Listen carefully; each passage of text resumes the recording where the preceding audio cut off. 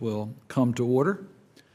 Today, the committee will conduct oversight of the SBA's Office of Disaster Assistance, which administers the SBA's disaster programs. The office also implements the COVID EIDL program that Congress created to support small businesses through the pandemic. Over the last 2 years, the SBA's attention has largely been focused on supporting small businesses through the pandemic.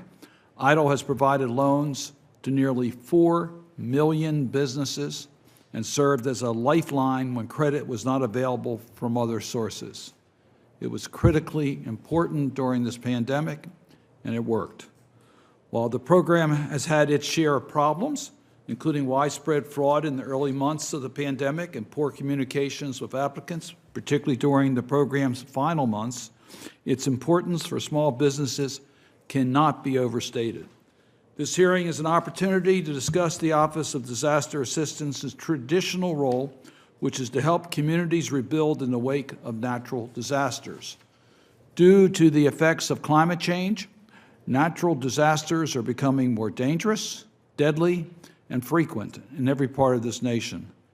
In the southern states, what used to be once-in-a-century hurricanes and tornadoes are devastating communities and causing billions of dollars worth of damage every few years.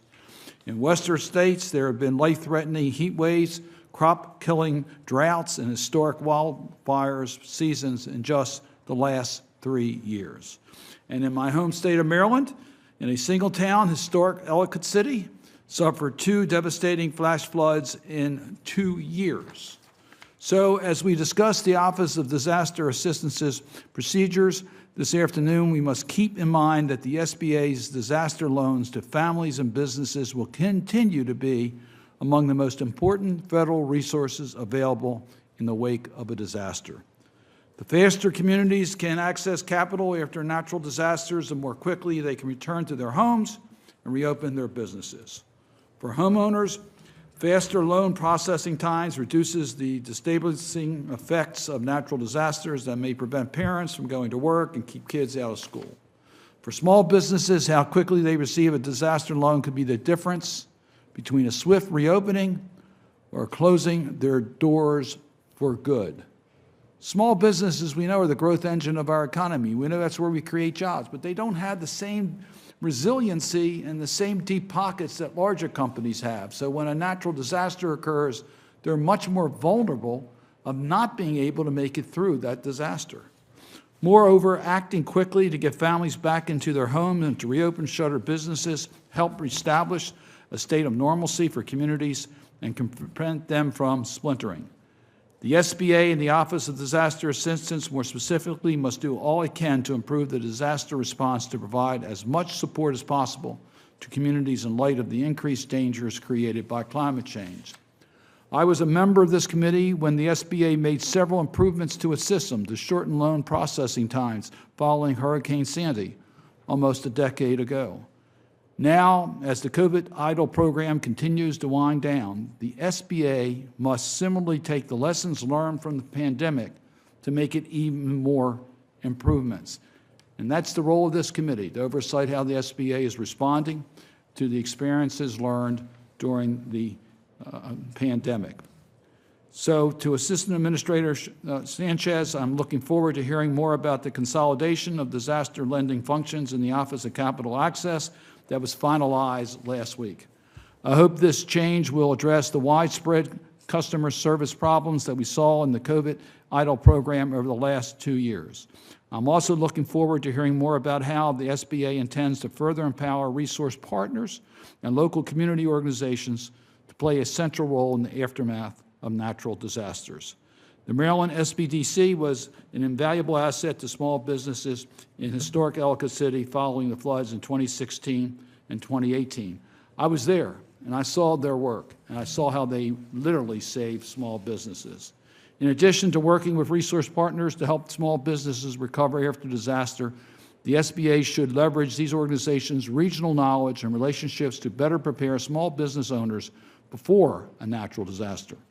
For example, the SBA should use the SBDC's, SCORE chapters, and women's business centers to help small business owners create business continuity plans that will make it easier to reopen following a disaster. Mr. Sanchez, I want to thank you once again for joining us today. Oversight is one of the most critical functions of this committee, so I'm looking forward to a frank discussion about how the SBA and the Office of Disaster Assistance intends to support our communities in the years ahead. And with that, let me yield to the distinguished ranking member, Senator Paul. This past December, violent storms swept across my state. The tornadoes took the lives of 88 and injured hundreds more across several other states. The damage was immense. In the days following the storms, I met with local officials across western Kentucky to help them secure the resources they needed to clear debris and rebuild. It is understandable that government has a role in natural disaster recovery. However, I think Congress made a mistake by expanding the scope of the Office of Disaster Assistance. That office, already tasked with helping rebuild after natural disasters, had plenty of responsibilities without also having to clean up man-made economic disasters like the ineffective and authoritarian COVID lockdowns. Last week, the Small Business Administrator's Inspector General released a report detailing gross mismanagement of the Shuttered Venue Operators Grant Program. For example, the IG found that the SBA knowingly chose a riskier method of distributing funds. Rather than doling out money at intervals designed to ensure appropriate use of taxpayer dollars, the SBA shelled the money out in one large sum. As a result, SBA was unable to check if grantees spent the awards on permissible expenditures. The IG report also detailed how the allocated funds were without government authorization and documentation. In the 10 awards reviewed by the Inspector General, none had the proper authorization. This stunning absence of safeguards resulted in over $33 million in unauthorized commitments that we know of. The IG report found that as much as $9.7 billion could have been dispersed without proper government authorization. Perhaps most shockingly, in some instances, the Offices of Disaster Assistance gave applicants more money than they requested. Of the 10 awards received, the IG found that 3 recipients were awarded more than they asked for, to the cumulative tune of $2.6 million. It seems Milton Friedman's prophetic statement that nobody spends somebody else's money as carefully as his own is applicable. To adequately address these concerns, my staff requested that the committee invite Inspector General Mike Ware to testify today, but unfortunately that request was declined. Nevertheless, we should not be deterred from addressing the major problems that the IG identified. I hope the Chairman will commit to ensure that the SBA is a responsible steward of taxpayer dollars. And let me thank Senator Paul. As our staffs have talked about, I do think it's important to have the IG here, and we intend to invite the IG to the committee for a hearing to deal with the broader issues coming out of the different programs administered by the SBA. But today's hearing is going to focus primarily on the reorganization and how SBA is handling the Office of Disaster Assistance. And we're pleased to have with us today the Associate Administrator of the Office of Disaster Assistance for Small Business Administration, Francisco Sanchez. He took this position in January of 2022, but he comes to us from experiences in local government. He was the Deputy Homeland Security and Emergency Management Coordinator for Harris County Office of Homeland Security and Emergency Management, leading strategic development planning, public affairs, and community preparedness initiatives for Texas' largest county. So, Mr. Sanchez, it's a pleasure to have you before the committee. You may proceed. Your full statement will be made part of our record. Good afternoon, Chairman Cardin, Ranking Member Paul, and distinguished members of the committee. Thank you for the invitation to be here. This week marks 6 months leading the Office of Disaster Assistance, ODA, at the U.S. Small Business Administration. Disaster recovery is one of the most important functions of our work. We provide financial assistance so communities can rebuild, recover, and now to be more resilient. SBA knows that we must do more to better leverage its programs and resources to help small businesses in the face of increasingly frequent and catastrophic disasters. I'm proud to be one of the architects that is optimizing the disaster program by shifting the direct disaster lending to the Office of Capital Access. It improves customer service and elevates our investments in preparedness, resilience, and recovery. My experience has been formed by nearly 2 decades in disaster response and putting communities back together. Prior to joining SBA, as you mentioned, Chairman, I served as the Deputy Homeland Security Emergency Management Coordinator. Harris County is 1,777 square miles, serving 5 million residents, including the city of Houston. I had the honor to serve on command staff for 4 of our nation's 10 most devastating natural disasters. My experience in times of crisis informs how we are now leading recovery from the ground up and across the SBA and the federal family. A priority of the Biden-Harris administration and Administrator Guzman is to improve the effectiveness of helping businesses, homeowners, renters, and private nonprofits for all hazards. In my short time at the SBA, I've learned that we have a great asset, an incredible team that is up for that task. From helping open the Astrodome during Hurricane Katrina and welcoming more than 200,000 evacuees, to being at the helm during Hurricane Harvey, which now ties Katrina as the most costliest tropical storm on record, I've looked in the faces of people going through their worst. And on their worst days, we must be at our best. This is not just a professional obligation. To me, response, recovery, and resilience has a deep personal connection. In 1983, at the age of 11, Hurricane Alicia struck the Texas coast. It spared my family, but that name was retired. During Tropical Storm Allison in 1989, my mom stood watch as the water swelled out of the bayou, swept up our street, and letting us a sigh of relief as it retreated from the front door. Hours later, we felt under our feet the dark water seep up from the floorboards, and Allison, too, was a name that was retired. During Hurricane Ike in 2008, I was working in our Emergency Operations Center, feeling helpless as my childhood home flooded again, this time a total loss. With the help of federal programs, we helped my mom rebuild, including elevating her home. The storm hit on September of 2008, and my mom would not be able to move back in until September of 2012, a rough road of 4 long years. That's the storm name, too, was retired. During Hurricane Harvey in 2018, I worked around the clock in our Emergency Operations Center responding to 50 inches of rain. That's 9 trillion gallons of water. My mom was responding too. Her resilient home was an island of refuge as dozens of neighbors and friends escaped the several feet of water that drowned the neighborhood. But my mom and her home were safe. Recovery tied to resilience works. Each of those storm names have been retired, but the remnants and the havoc they wreaked remain. Disasters are a continuum, and we are reshaping our work to respond accordingly. 2021 marks the 6th consecutive year in which 10 or more billion-dollar disasters have struck the United States. Today, we are on the ground across 11 states and 25 primary counties, responding to 3 presidentially declared disasters, 4 agency declarations, and 5 governor certifications. We are only at the start of the 2022 hurricane season, but already have 3 named storms. We're responding to the challenges we face today and reshaping to be nimble, scalable, and flexible for the disasters on the horizon. In short, we're ready. My thanks to this committee for your support of our mission and for your dedication to help disaster survivors. I look forward to our continued work together to build resilient small businesses so our local economies can thrive and people can prosper. And again, thank you for the invitation, Mr. Chairman. Well, thank you, Mr. Sanchez. Appreciate your testimony and your service. I want to drill down a little bit more on what your comments indicating that the reorganization under the Office of Access to Capital is going to, you say, make the services more friendly to those who are relying upon disaster relief help. I would like you to explain how you see the improved services to the people in need and what lessons we learned from the pandemic that we can use to improve the services during a disaster, whether it be a natural disaster or whether it be a pandemic. Great. Thank you, Mr. Chairman, for that question. It's right person, right job.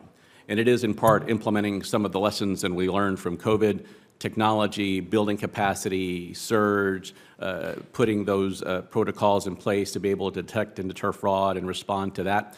The Office of Capital Access is the home to the lending of programs of SBA. so the expertise is already there. We will see efficiencies, improved technologies for improved customer service. What that allows the Office of Disaster Assistance to do is to focus on the very critical piece of connecting disaster survivors with that streamlined and improved disaster lending process. Because, particularly during the pandemic, there was concerns on how the programs were being administered. I understand the Office of Capital Access has direct lending services to your customers. So I do think you need to assure that the service levels meet the needs. During a disaster, it's critically important to be on the ground immediately. Have your personnel on the ground immediately at the site. The businesses cannot seek you out. They're trying to board up their properties and figuring out what they have to do in order to stay afloat. You need to be where they are. Is that the intent, that you will be able to provide that type of on-ground services during a natural disaster? Actually, before it even starts, you need to be on the ground. Senator, that is exactly the intent, to meet the customer where they are. As part of that improvement is we can be on the ground quicker. We can meet with those, as you mentioned, those local resource partners, the CB, SCORE, and those programs, to ensure that we are tailoring our response in a way that is reflective of that community's needs.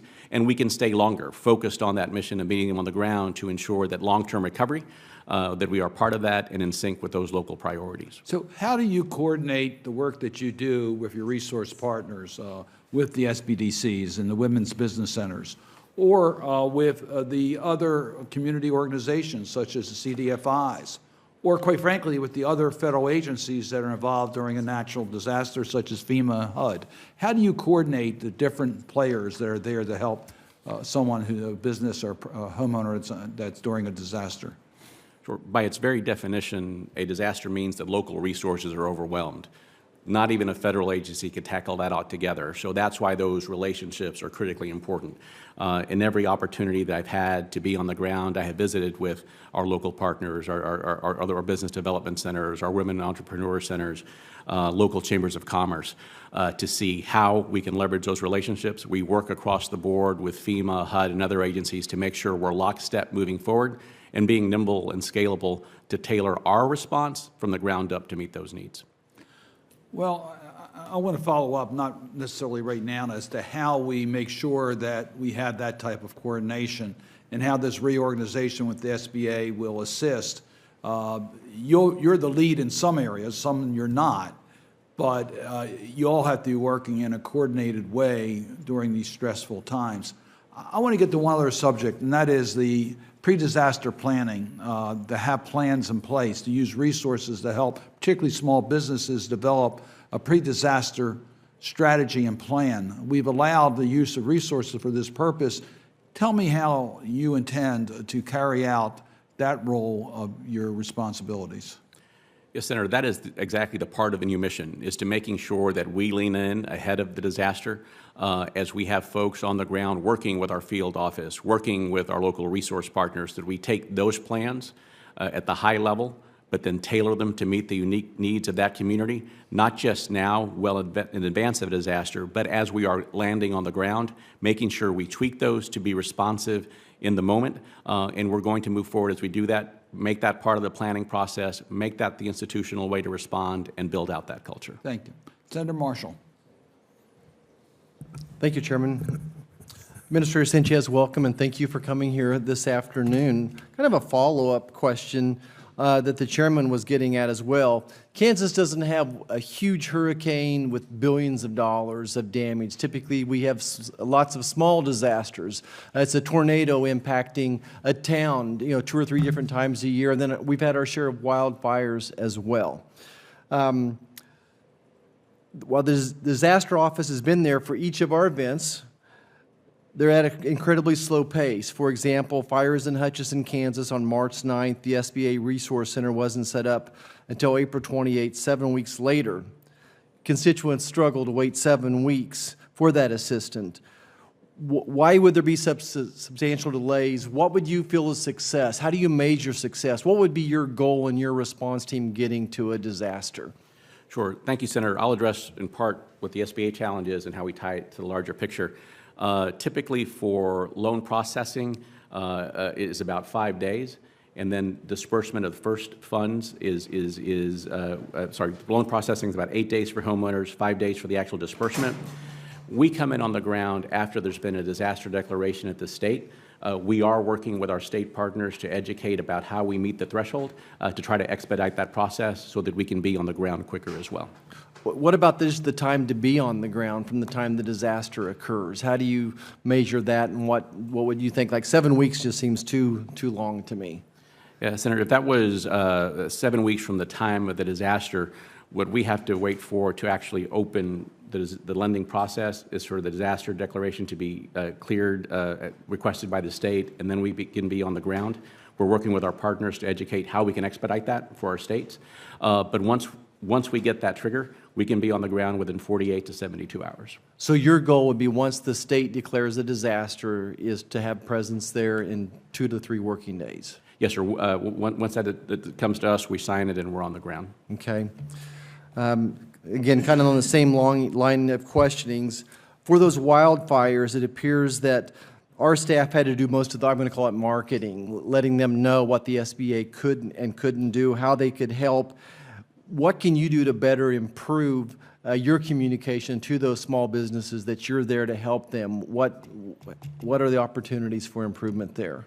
I think, as the chairman mentioned, reaching into SCORE and those local district offices to see how we can tailor that for that specific community.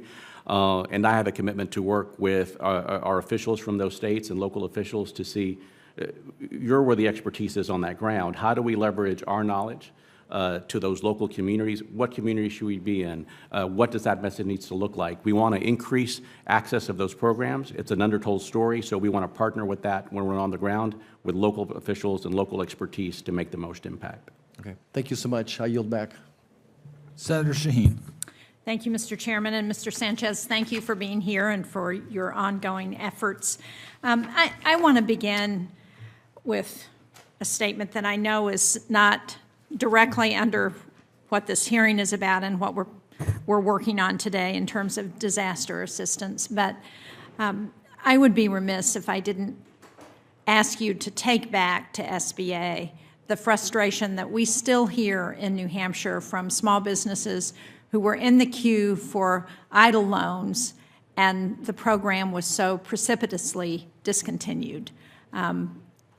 Business owners are still very frustrated by that, and it left a very bad taste for people who were counting on the SBA to help them through the pandemic. So again, I appreciate this is not under your purview, but I do think it's a message that the SBA needs to hear, and hopefully that as we look at lessons learned, we'll be looking at what we could do better in those kinds of situations. One of the things that has been really important in New Hampshire has been our district office in sharing with small businesses what help is available through the SBA. They've really done great outreach, and I know that, or at least as I understand, under this reorganization, you're looking at ODA to be that office that does outreach and education. So can you talk about how you see that continuing to work with the district offices, and what resources you think district offices are going to continue to need in order to do their piece of outreach and information to small business? Sure. First, Senator, I will gladly take back that message, and I will assure you from the Office of Disaster Assistance for those lessons that were had during COVID. While they may have not been in the Office of Disaster Assistance, we're going to take those lessons and make sure that we can apply them across the board to our mission to improve the customer experience. In terms of our district offices, they are so incredibly connected in those communities. They know how that community works. They know where those economic development agencies are and where those chambers. We are in communication constantly about how we can partner up with that local expertise. From us, bring the resources that we can bring to bear for that lending capacity and connecting people with programs. But they're also critical for us to deliver after a disaster, not just lending, but connecting them to the resources that are already provided by the SBA across the board to bring those to disaster survivors. So not only we provided lending, but those resources so they can continue to thrive and be more resilient, and to tackle that from the whole SBA angle. Well, I'm really glad to hear that. I know there is a proposal through SBA to reduce pretty significantly the operating budgets of district offices, and so I hope, again, that you will take back just how important it is. In New Hampshire, I'm sure it's true of the other states that members represent here, the work that gets done. My next question is really a more overarching one for the long term, and that is, how are we going to continue to address disaster assistance given the increasing cost each year from climate change and other aspects of disasters that we're seeing? Because I don't think we're going to be able to continue to do it in the same way that we have, and so we got to take a different approach. And I appreciate that this reorganization may be one effort to take a look at that, but I think we're going to have to be much more visionary about how we think about this in the future. Senator, it's something I'm passionate about from a local perspective. I come from a region where we now average a presidentially declared disaster every 9 months. And that doesn't even include Harris County, Houston, Texas, sir. And so along the Gulf Coast, and it doesn't even include the SBA declarations yet or the other smaller disasters. And let me sort of paint, if I can, the landscape that you talked about. SBA is often the first and only on the ground as we don't meet those other thresholds, and we are on there more often. Since 2000, for example, there have only been 4 years in which there were more presidentially declared disasters than there were SBA disasters. So not only are we often the first and the only federal agency to the scale that we do to do homeowners and renters, private nonprofits, and businesses. So we have to scale up. So we've got teams that are getting ready to surge and meet those disasters this hurricane season and wildfire season. We need to be flexible, and we need to be nimble, and we need to work within the authorities that we have to be able to adapt and meet.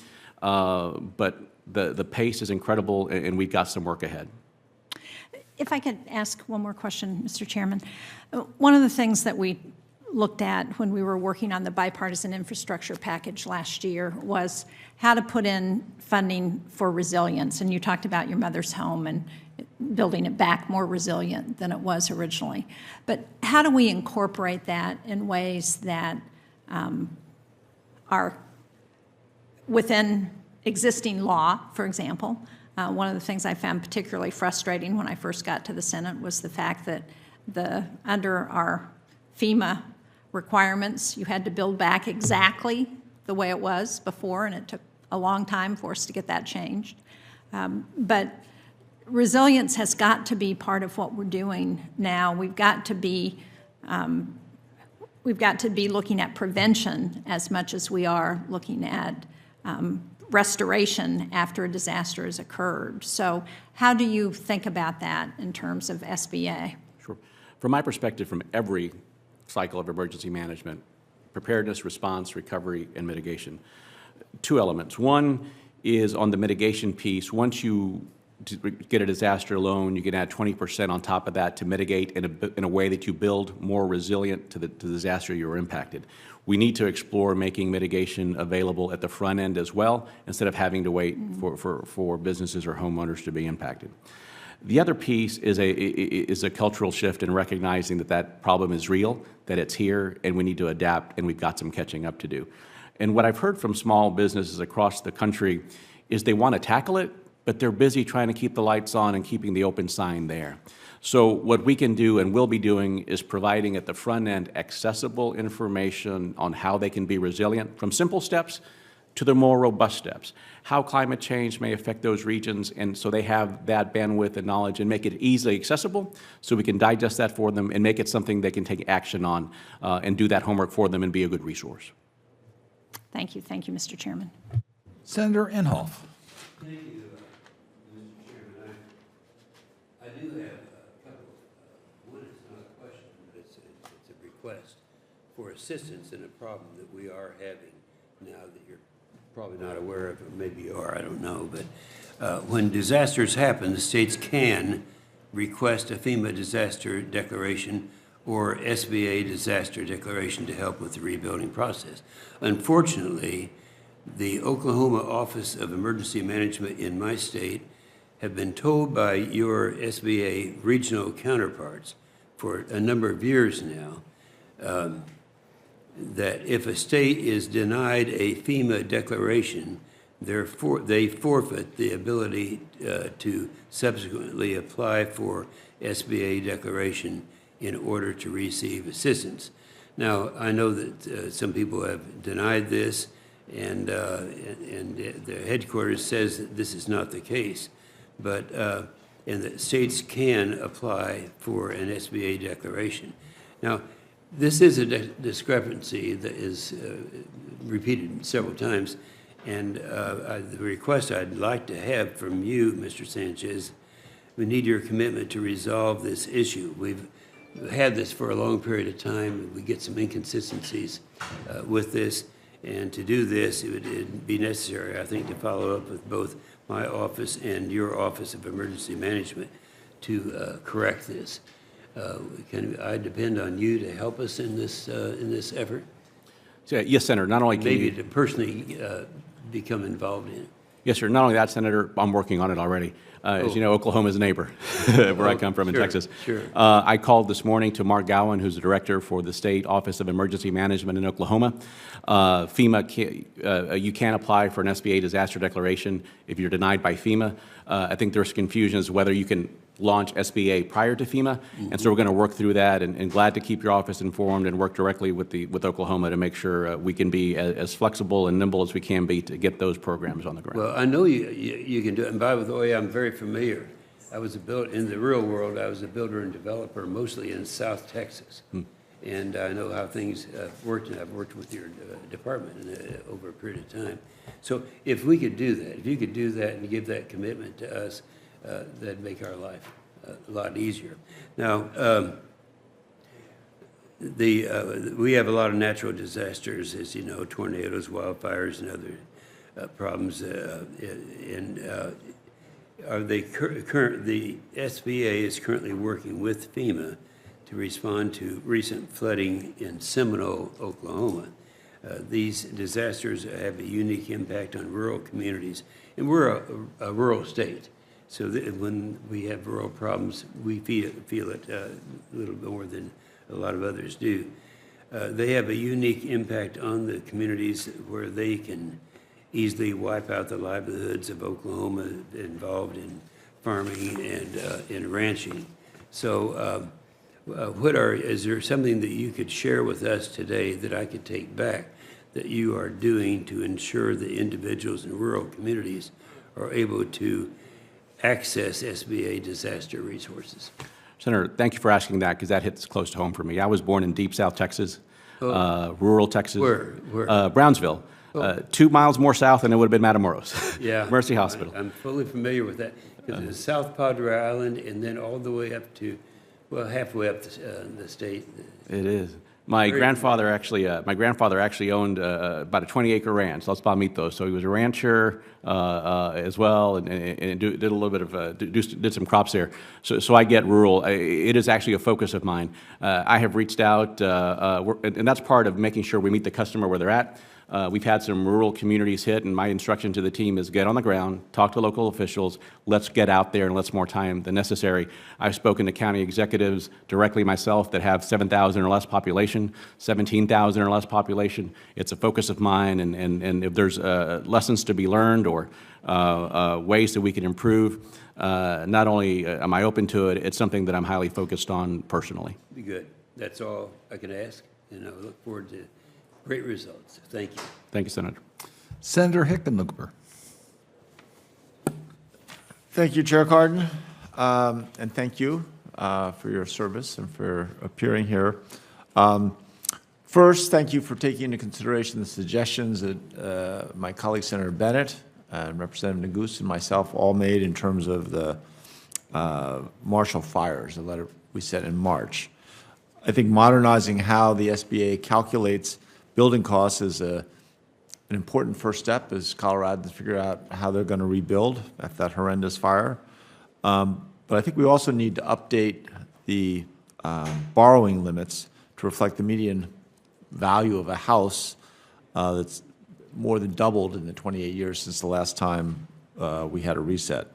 So how do you think the SBA should, and how well the SBA update their disaster loan assistance, home and personal property loan maximums to account for this roughly 30 years of consistent, consistent inflation? Sure, Senator, it's an excellent point in terms of the lending limits. It was the last time we looked at it was 1990. I was graduating high school. It is time for us to look at those numbers, and we're looking at that. And my hope is that in the next few weeks, we will have some news to you from the Office of Capital Access and our joint work together about how we're going to tackle that, because we've got an approach that's being put together, and we're going to be responsive to that. And I was very pleased to be able to visit with Mayor Stoltzman and local officials there in the Marshall Fire to see how we could use existing rules to be adaptive, and we'll continue to do that. Great, I appreciate that. The chaos and damage that follow disasters often exacerbate the existing obstacles for traditionally underserved communities in their efforts to try and access capital. What's the SBA doing, and what could it be doing more to ensure that individuals who may otherwise struggle to secure affordable credit have the opportunity to use its disaster relief loan programs?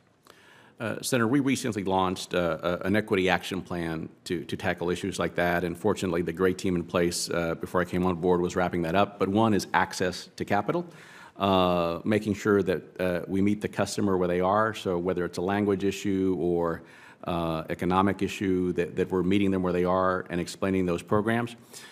It is, in the end, a lending program, so people have to go through a complex financial process, and so we're trying to streamline that and improve that. In the meantime, and even more so, my approach is, if you come to the SBA and ask for assistance, and if we can't quite get you to yes yet, what other programs within SBA can we bring to the table and leverage, and navigate our local resources to connect them with everything else in the community and federal programs. So that really unified approach is something that we're looking at to bring that to the ground. Interesting. And this is a little bit more out on the getting out on the edge. We're obviously in Colorado. We feel that we're on the front lines of climate change and the climate crisis. We're seeing, I don't think you can call it a drought anymore. It's aridification or desertification. It's a consistently drawing of our precipitation patterns, which has led to more and more worse and worse wildfires. What's the SBA doing to ensure that the 7A, the 504, other lending programs are being used by small businesses, taking into account resilience? The resilience for disasters, but also preparedness to help mitigate what we know is coming in the form of climate change. Senator, in the past 2 years, I believe we've had 400+ drought declarations in this country, and Colorado is ground zero for some of those in parts of the western United States. Working with my colleagues across SBA that oversee those programs to see how we can leverage that. And again, it's really bringing the whole of SBA. We can't look at disasters in that narrow scope anymore. What can we do to build resilience? How do we incentivize that across other programs so that, quite frankly, those businesses and homes can withstand the next disaster and recover quicker? So that's a priority. Yeah, and I think obviously that's something you're still figuring out, we're all still figuring out, is how to look at this new reality. Anyway, thank you for all your work and taking on such a challenging but very important job. Thank you, sir. So I yield back to the chair. Thank you. Mr. Sanchez, my experience during the disaster and the flooding in Ellicott City, Maryland, was a positive experience with the SBA, the federal agencies, the local agencies. It was, as I would compare it to, a one-stop shop. They were there. And yes, we went through a declaration, but we had resources out before the declaration as far as advising the business owners, property owners, what they were likely to need to be able to do. So, my question is, as you are now reorganizing, is there discussions taking place to make sure that we have a seamless system of applying for federal help? The process might be different at FEMA and HUD than it is at SBA, but are you coordinating that to make it easier for the customer to be able to not be bounced from one line to another, but they can take care of all of their inquiries and applications in one location? Senator, I'm glad you brought sort of the difference between the lending program and then also how it rolls out on the ground. I am the first non-banker to be in this position.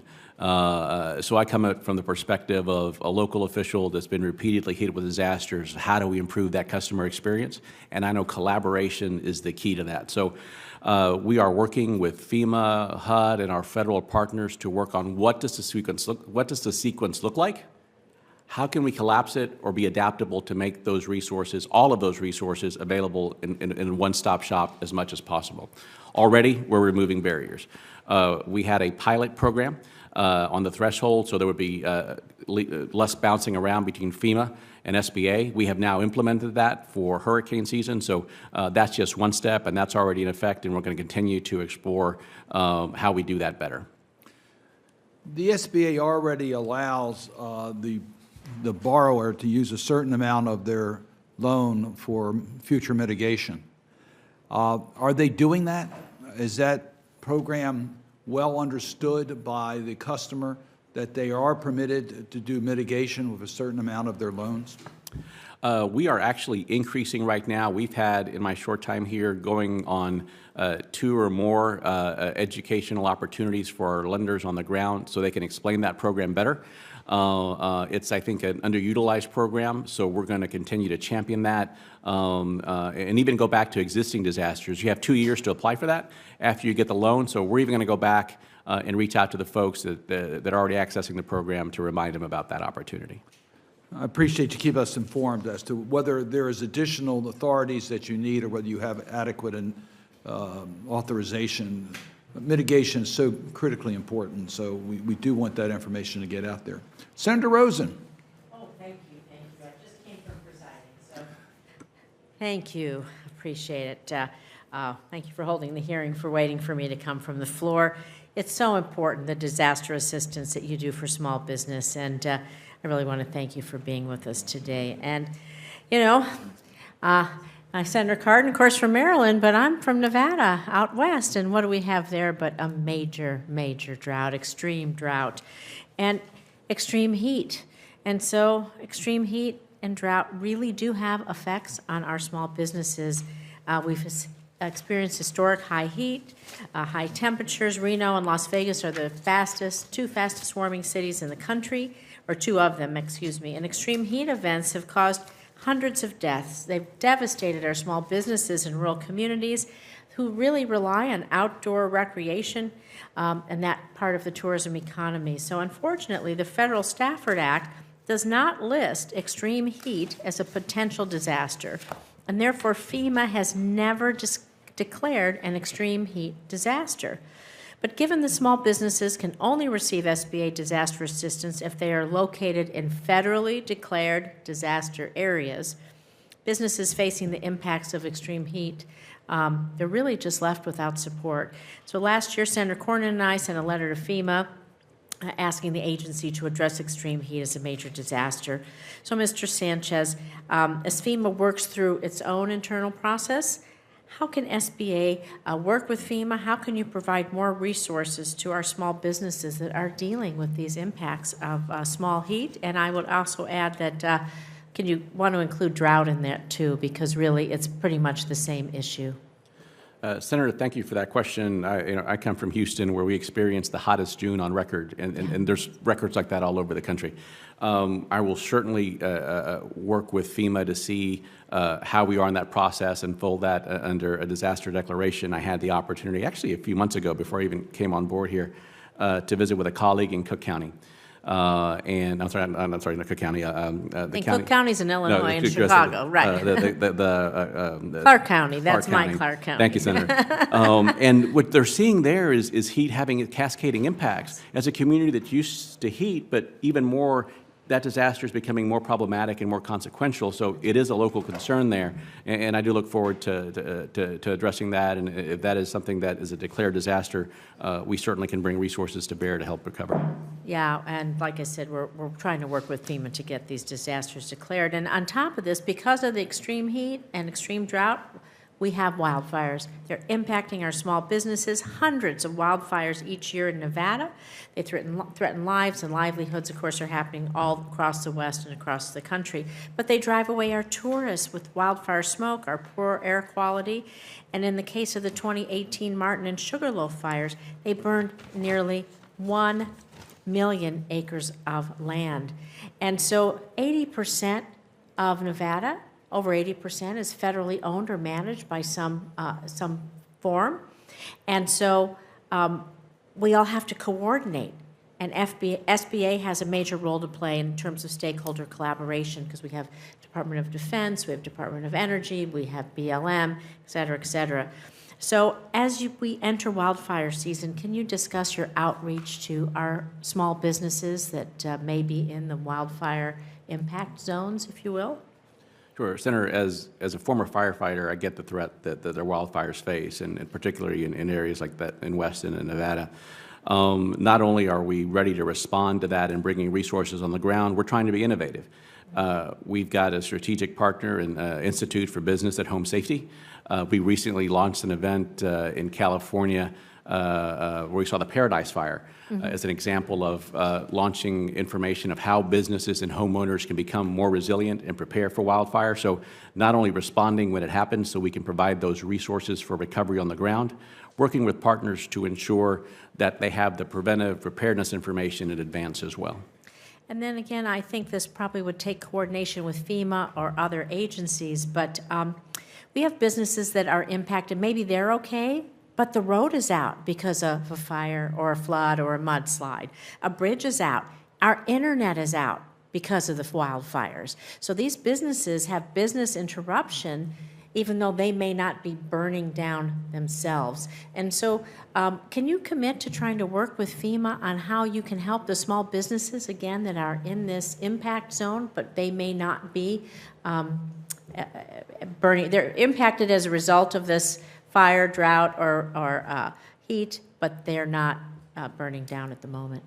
Excellent point, Senator, and I'm committed to that collaboration. I will tell you we're already doing that. Visit with my counterpart at FEMA on a regular basis to see what does that local situation look like. We did exactly just what you asked. In Montana, for the fire in Yellowstone, we had businesses that weren't impacted, but roads and bridges were down, so tourism was down. And so we worked with the state and said, hey, were you aware that you can still apply for an economic disaster loan for disasters, so they would be able to utilize that. And so we're working on those options, and we'll continue to do that and are doing that now just through our normal course of work. Thank you. I appreciate it, and really getting the word out to our small businesses across the country really makes a difference. Thank you. Senator Booker. Administrator, it's so good to have you here. Thank you, Senator. And thank you very much for your really hard work under difficult times. We still see a lot of struggling small businesses, and the work you're doing is important. I know from my time as a mayor, when I had a real job, that we were really dealing with the impact of disasters. And being the mayor during Hurricane Sandy was quite the challenge for my community. And I was really proud about how my city, even though we had loss of life and tremendous loss of property, I was really proud about how we rose to meet that challenge. But I learned a lot because we were still doing recovery in New Jersey from Hurricane Sandy a year or two later, when I became mayor of senator for the state of New Jersey, and traveling up and down with Bob Menendez and seeing a lot of things that just don't make sense to me. And that's why I'm excited about pre-disaster resources, because when people are hit time and time again, when I have people telling me stories about, back in 1980 we had this happen, or even more recently, it's clear that we as a country could save taxpayer dollars through a lot of our investments. And so again, the additional loan funds for mitigation, property improvements, I really believe are critical and something I really support. Investments in natural infrastructure. These issues, whether it's fires or flooding, are going to get worse and worse and worse, and we have got to start acting. Each weather event, as you know, typically costs tens of billions of dollars in federal recovery funding. Federal spending on disaster recovery totals approximately $500 billion since 2005. And unfortunately, upwards of 13 million people can be displaced. And so I just would love to hear and better understand how the SBA has made this significant pre-disaster mitigation investments to help on resiliency. And I was wondering if you can describe some of the work in that area and maybe give me some more hope that I can talk to a lot of the other mayors that are still doing the real work about that we're going to be making more investments in helping for resiliency. Excellent question, Senator, because mitigation is critical to making sure those businesses and homeowners can withstand the disaster, but get back on their feet quicker, especially in these economic times where it's already challenging enough. We are adding a new focus and emphasis on that mitigation program. So once you have a disaster loan, you can add 20% on top of that. But there's opportunities to explore the ability to make those lending pre-disaster, and so that's critically important. I think you talked about Sandy, but numbers I know off the top of my head is about $250 million for Ida. In New Jersey, I believe it's $6 million that folks have utilized for that mitigation program, but they have the option to do that up to 2 years later. So if local officials are looking at how do we address mitigation, let's work with those individuals to see if they want to access that program to build back stronger. And for businesses, making sure they know the resources that they have available and education, what they can do on their own, in addition to what we do, to build that resilience piece moving forward. And so this is one of those times where I think the SBA is ahead of other government agencies and having this kind of forethought. Are there lessons you're learning that other agencies might be able to benefit from? One, from the local perspective, is that's what we're bringing to the table in terms of the importance of resilience. There is a vast effort in the Biden-Harris administration to look at resilience and climate change and tackle that. So there's a lot of moving parts. I think for us, we need to own what's our primary mission and deliver everything that we can. And so that's what we're doing at the Office of Disaster Assistance. And as we move forward with that robust approach for resilience, is really doing that lockstep and in sync with our partners to see how we can maximize those impacts. That's very humble of you. It sounds like you're saying, Corey, I'm just going to do my job and keep focused on my goals and missions. How about this, a little advice for us? Do you think Congress should be making larger investments, given your sort of cost-benefit analysis, investment return analysis? Do you think we should be doing bigger investments in Congress in pre-disaster mitigation or other things that you think are great investments in terms of return, like that pre-disaster money might be? Senator, in sheer numbers, for every dollar we invest in mitigation, there's $6 in return. But I don't think we can look at that in a dollar per dollar ratio anymore. What does that mean for getting kids back in school, people back in their jobs, rebuilding those neighborhoods, and making sure people don't flee those disaster areas? That's absolutely critical and not part of the economic equation. So for me, as someone that's responded to that many disasters, mitigation and resilience is absolutely key to making sure people don't even have to recover. Fantastic. Thank you very much, Mr. Chairman. Thank you.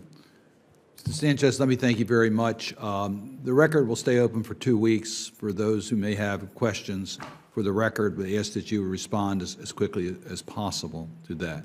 And thank you for what you're doing. We're very interested in being kept informed as you see hurdles that you think we can help you with. What Senator Booker is saying, we're very much interested in trying to do pre-disaster mitigation. We also are very supportive of using part of the disaster loans to mitigate future challenges. So this is all part of our priorities, and we look forward to your best advice to us how we can work together to achieve those objectives.